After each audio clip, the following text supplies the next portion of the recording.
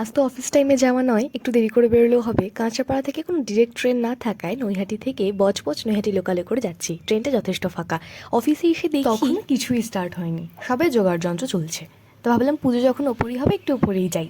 ওপরে এসে দেখি এখানেও নানান রকম আয়োজনের শুরু হয়েছে। চণ্ডী জেঠু চলে এসছে মনোজা ছেলেকে নিয়ে।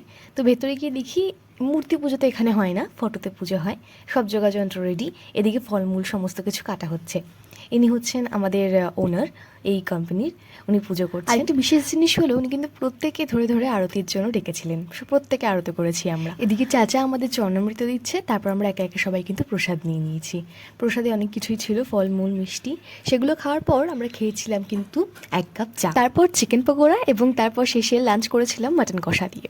এই দিদিদের হাতে যে গিফটটা দেখছেন সেই গিফট কিন্তু আমার হাতেও ছিল। আসুন দেখি। এর মধ্যে ছিল ভিকারামের খুব সুন্দর লাড্ডু আর পিচ কালারের খুব সুন্দর একটা বেডশিট।